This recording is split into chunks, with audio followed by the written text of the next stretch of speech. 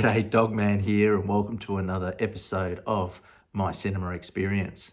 Today's episode, I want to start off talking about one of my first memories. I think it was the first time I went to a drive-in with my parents.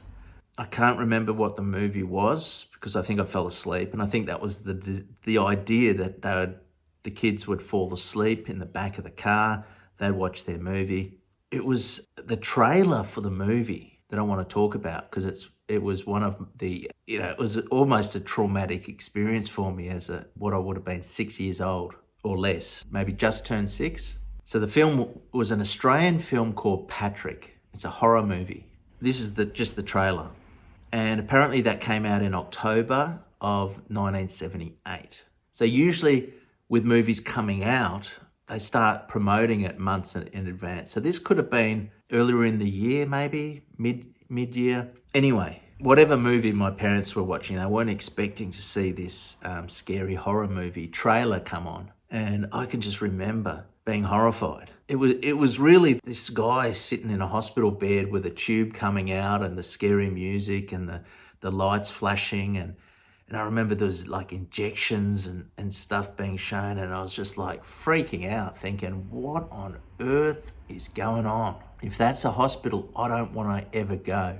I reckon it was something that in my younger years, it's just like, I hope I never have to go to hospital. I was just, this images of tubes out noses and stuff, it freaked me out. Patrick, it was Aussie made horror movie that was about a guy who was in a coma and he could use the sixth sense, that's how they promoted it, like his telekinetic powers where he could make things move and, make people do things or something, scare the hell out of people. It definitely freaked me out. I think you need to be careful about what you take your kids to see at a younger age, because those younger years, I really didn't want to have a bar of anything to do with hospitals. I include that because I'm saying that drive-ins, they're a part of the cinematic experience. Drive-ins don't exist anymore, I don't think. I think there's one in Melbourne, Coburg. The Dandenong one, I drove past there the other day. They're dismantling it. But they used to be more popular back in the day. And even though I can't remember the movie, I can definitely remember this trailer, like it was imprinted on me for years. But I reckon one of the earliest experiences I had going to the cinema was through the school. I think that when I was in grade prep, we went and watched Storm Boy as a class. We went to the cinema. And that's what we used to do back in those days. All go into a bus and go to the cinema. It was like an excursion. Apparently they don't do that these days. I've asked both my kids, did you ever go to the cinema as a class at school? And they said no. Because I know that these days, like, they have their data projector and they sometimes watch movies, especially when the teachers just can't be bothered. They're like, oh, we'll spend the afternoon watching, Toy Story or something like that. Put it on, and then they can maybe do their administrative tasks in the background while the kids are amused watching a movie. But it's not the same. It's not the same experience. And maybe the kids are missing out on that cinematic experience, that whole thing of that experience of the big screen and the sound. If you don't experience that, you're missing out on some of the great art forms, movies as an art form. So I think school should get back into that. Well, I don't know whether it's too expensive,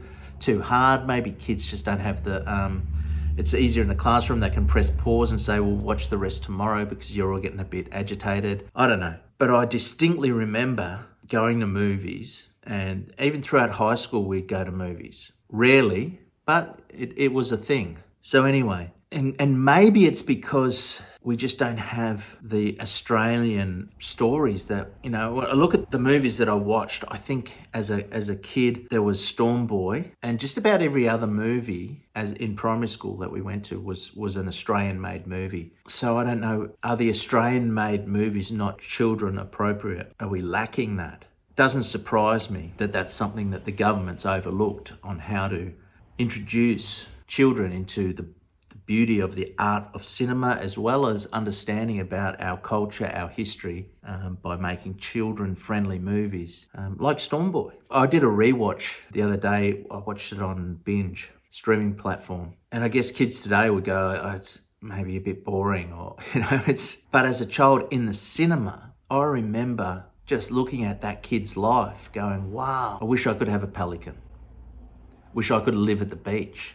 And essentially it's a story about a kid living with his dad off the grid, like made a house on a beach in the sand dunes, and he makes friends with an Aboriginal guy, and I don't know if they refer to him as black fella. Maybe they were less sensitive back then, culturally sensitive, I mean. But I grew up with a love for the beach.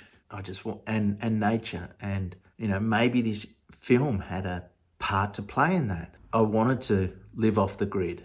If I could make a house on the beach and live there, I would have. I mean, I could hardly remember this movie. I guess, you know, if I think back growing in my teens, I probably couldn't think back to it and that had any influence. But it's only as I do a rewatch and it sparks off these memories. Oh, you know, that the opening shot of the beach, it's like, yeah, I remember that. You know, what role did that have to play in who I am now? I don't know. It could be a lot, it could be nothing. But it's interesting that I think I looked at that boy in that movie and go, oh, I'd love to live like that. Not have to go to school, have pet pelicans.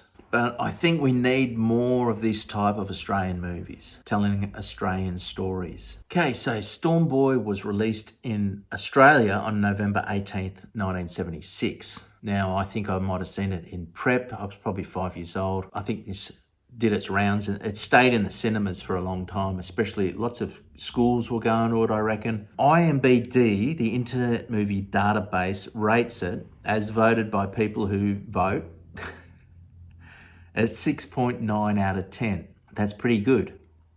Just above average. What does it say there? This is what the little spiel that it says. Mike is a lonely Australian boy living in a coastal wilderness with his reclusive father.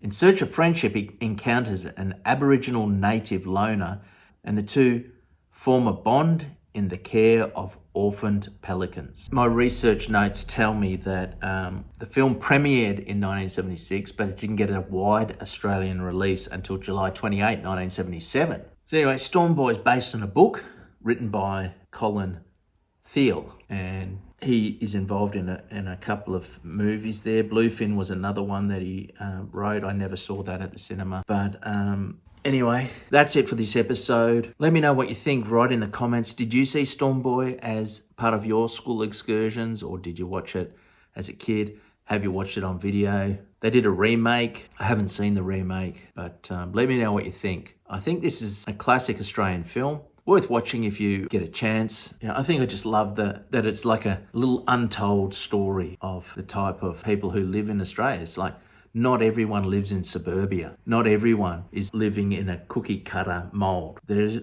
even back then in the 70s, it's an acknowledgement of this alternative lifestyle, which doesn't necessarily mean it's bad or wrong. You know, many people aspire. There's Facebook groups dedicated to living off the grid. And I think that in the movie, the parent doesn't even want him listening to the radio. He doesn't want him getting mixed up in this world system. You know, maybe that's a bit controlling. Maybe that's a little bit taking it a bit too far. But living out in nature has a lot to offer. If disconnecting off some of the world system, sometimes that's not a bad thing. Anyway, that's my thoughts. Tell me what you think. I'll catch you next time.